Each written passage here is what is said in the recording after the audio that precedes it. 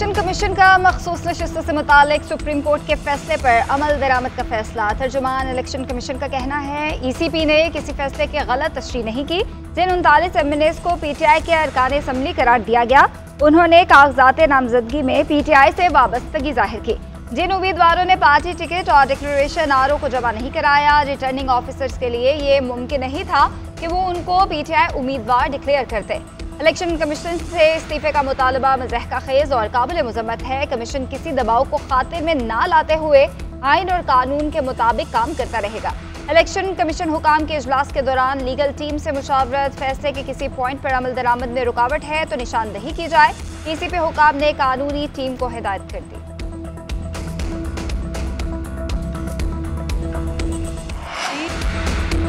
ज़मीर के मुताबिक नहीं, आइन और कानून के मुताबिक फैसले देने होंगे। मुल्क का ये हाल गलत अदालती फैसलों की वजह से है।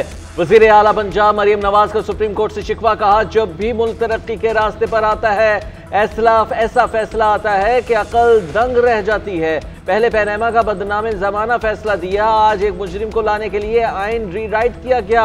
सुप्रीम कोर्ट का फैसला मुल्क को गैर मुस्तहकम करने की कोशिश नहीं तो और क्या है। सुप्रीम कोर्ट ने फैसला दिया है कि फ्लोर क्रॉसिंग कर सकते हैं। आवाम भी दोस्त और दुश्मन को पहचाने। मुल्क और कौम पर हमला करने वालों को बेगुनाह पेश किया जा रहा है। हुकूमत 5 साल पूरे करेगी। किसी ने मुदाखलत की तो आनी हाथों से निपटेंगे।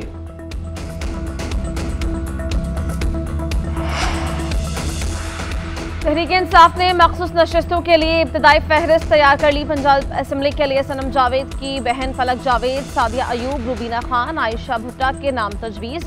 डॉक्टर यास्मीन राशिद, आलिया हमजा और सनम जावेद का नाम कौमी और सूबाई दोनों असम्बलीज के लिए तजवीज़ किया गया। फहरिस्त की तैयारी 3 रुकनी कमेटी ने की, जिसमें जरताज गुल वजीर, कमल शौजिब और सिमाबिया ताहिर शामिल हैं। तजवीज़ करदा नाम भानी चेयरमैन तहरीक इंसाफ के सामने रखे जाएंगे।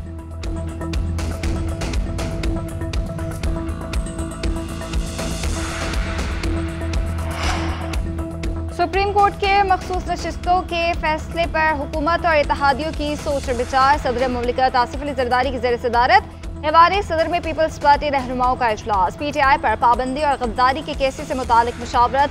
पीपल्स पार्टी के इजलास के बाद मुस्लिम लीग नून के रहनुमाओं की सदर और PP क़यादत से मुलाकात। हयात सादिक, आहत चीमा, अता तारर, आजम नज़ीर तारर, अटर्नी जनरल मंसूर आवान और इरफान कादिर शरीक। फारूक नाइक, शरी रहमान और नैयर बुखारी मुलाकात में शरीक। अटर्नी जनरल की सदर और शुरका को केस पर ब्रीफिंग। उधर वजीर आजम शहबाज शरीफ से वजीर कानून आजम नज़ीर तारर और अटर्नी जनरल की मुलाकात हुई।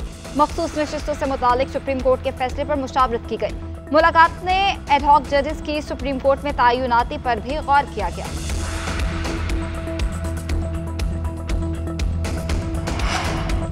Justice retired Tariq Masood, justice retired Mazhar Alam को एडहॉक जज बनाने की मंजूरी। चीफ जस्टिस काजी फैज़ ईसा की ज़ेर सदारत जुडिशल कमीशन का इजलास। एडहॉक जजेस के लिए नामों पर गौर किया गया। जस्टिस मुनीब अख्तर का जस्टिस सरदार तारिक मसूद की बतौर एडहॉक जज तयनाती पर इख्तलाफ। चीफ जस्टिस काजी फैज़ ईसा ने 4 रिटायर्ड जजेस के नाम तजवीज़ किए थे। जस्टिस रिटायर्ड मजहर आलम ने आज एडहॉक जज बनने से माजरत की थी। मुशीर आलम और मकबूल बाकिर भी एडहॉक जज बनने से इनकार कर चुके हैं।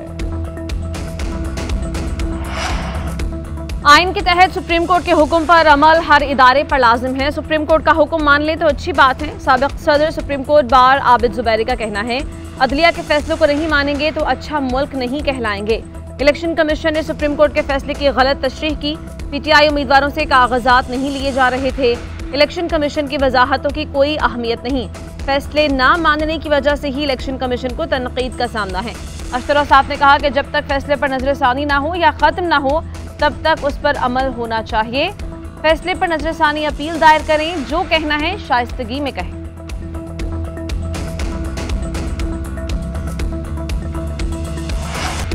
हुकूमत और TLP के दरमियान मुज़ाकरात कामयाब। तहरीक के लब्बैक का फैज़ाबाद धरना खत्म करने का ऐलान। वज़ीर आज़म के मुशीर राना सनाउल्लाह का कहना है कि हुकूमत फ़लस्तीनियों की मदद के लिए कोशिशों में इजाफा करेगी। PLP भी हुकूमती काविशों में मुआवनत करेगी। 31 जुलाई से पहले 1000 टन इमदादी अशिया गजा भेजी जाएंगी। नेतन्याहू दहशतगर्द और जंगी जराइम में मुलविस है। आलमी बरादरी नेतन्याहू को इंसाफ के कटहरे में खड़ा करे। सेनेट में अपोजिशन लीडर शिबली फराज का चेयरमैन जुडिशल काउंसिल के नाम खत एडहॉक जजेस की तजवीज़ मुस्तरद करने का मुतालबा। खत में लिखा कि तजवीज़ उसी दिन आई जब सुप्रीम कोर्ट ने 8-5 से PTI के हक में फैसला दिया। जस्टिस रिटायर्ड मकबूल बाकर निगरान हुकूमत में अहम ऑफिस होल्डर्स रहे। जस्टिस रिटायर्ड तारिक मसूद ने PTI केस को तूल दिया। जस्टिस रिटायर्ड मजहर मियां ने PTI पर आर्टिकल 6 लगाने के रिमार्क्स दिए। रिटायर्ड जजेस की तकर्री से संजीदा और जायज़ खदशात ने जन्म लिया है। अपोजिशन लीडर उमर अयूब का भी खत एडहॉक जजेस की तकर्री मुस्तरद करने का मुतालबा। कहा तजवीज़ का वक्त 8-5 के फैसले के फौरी बाद का है।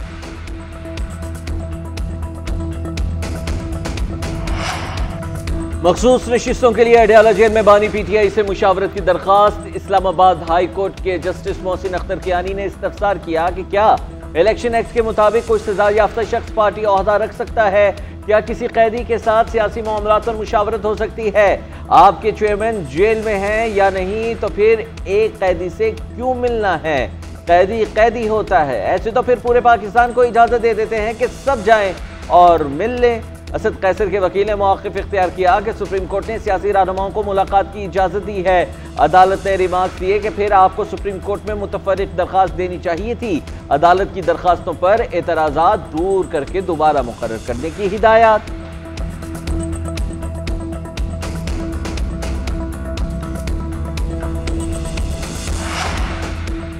इद्दत के दौरान निकाह केस में बानी PTI और बुशरा बीबी के बरियत चैलेंज। खाबर मानिका ने सेशन कोर्ट के फैसले के खिलाफ अपील दायर कर दी। इस्लामाबाद हाई कोर्ट से सेशन कोर्ट का फैसला कलअदम करार देने की इस्तदा। दरख्वास्त में बानी PTI, बुशरा बीबी और विफाक को फरीक बनाया गया। अदालत ने 13 जुलाई को बरियत का फैसला जारी किया था।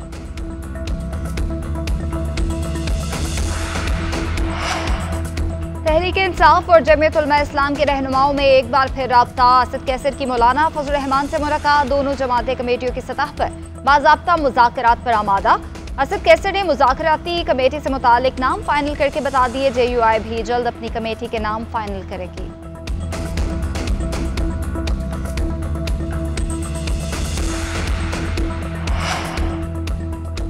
हुकूमत की कारोबार दोस्त पॉलिसीज रंग लाने लगी। आलमी सरमायाकार पाकिस्तान की जानिब राग़िब। वज़ीर आज़म से हवावे के 4 रुकनी वफ़द से मुलाकात। 2 तरफ़ा ताउन के तहत मनसूबों में पेशरफ्त पर तबादला ख्याल। वफ़द की क्लाउड स्ट्रेटजी से हमाहंग डेटा सेंटर बनाने के लिए ताउन की पेशकश। वज़ीर आज़म ने कहा कि हवावे के साथ नौजवानों की IT तरबियत सबसे अहम है।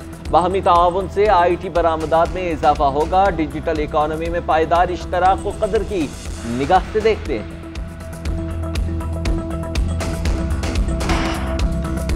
बिजली बने या ना बने, अवाम पावर प्लांट्स का खर्चा बर्दाश्त करेंगे। तवानाई सेक्टर में कर्जों का बोझ भी अवाम के सर। बंद पावर प्लांट्स की तनख्वाहें भी अवाम की ही जेबों से निकाली जाने लगी। वफाकी वज़ीर तवानाई अवैस लगारी के बड़े इंकशाफात। कहा तवानाई सेक्टर के कर्जों का बोझ बिजली सार्फिन से लिया जा रहा है।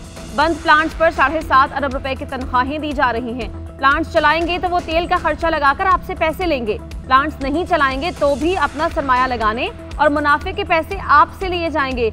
35 रुपए फी यूनिट बिजली की कीमत में टैक्स शामिल नहीं।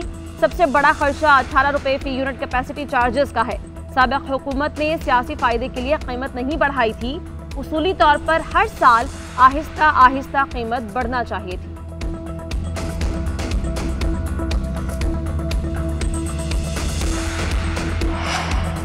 पाकिस्तान में कमजोर हुकूमत को इस्लाहात में परेशानी होगी। बैरूनी अदायगियों में मुश्किलात का शिकार होने का खदशा है। आलमी रेटिंग एजेंसी मूडीज ने रिपोर्ट जारी कर दी। मूडीज के मुताबिक नए कर्ज प्रोग्राम में इस्लाहात की शराइत है। आलमी मालियाती इदारा सिर्फ इस्लाहात पर ही ताउन करेगा। एनर्जी टैरिफ बर वक्त बढ़ाना होगा। टैक्स और महंगी बिजली से समाजी तनाव बढ़ेगा। समाजी तनाव से इस्लाहात में मुश्किल होगी। नजरसानी जायजे में इमदाद मौतली का खदशा रहेगा। आइंदा 3 से 5 साल में बैरूनी अदायगियों की सूरत हाल नाजुक रहेगी। कमजोर गवर्नेंस और समाजी मसाइल के बायस भी हुकूमत इस्लाहात का मुकम्मल इतलाक नहीं कर पाई। नए प्रोग्राम के तहत एक्सनेट को फैलाना और तमाम इस्तिस्ना खत्म करना होगा।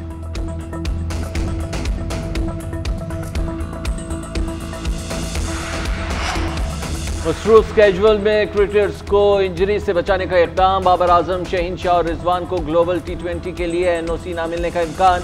ज़राए के मुताबिक मसरूफ तरीन इंटरनेशनल स्केजुअल के बायस NOC जारी ना किए गए। इससे कबल नसीम शाह का The 100 के लिए NOC भी जारी नहीं किया गया।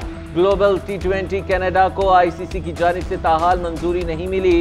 लीग की मंजूरी के बाद खिलाड़ियों के NOC का बाकायदा फैसला होगा।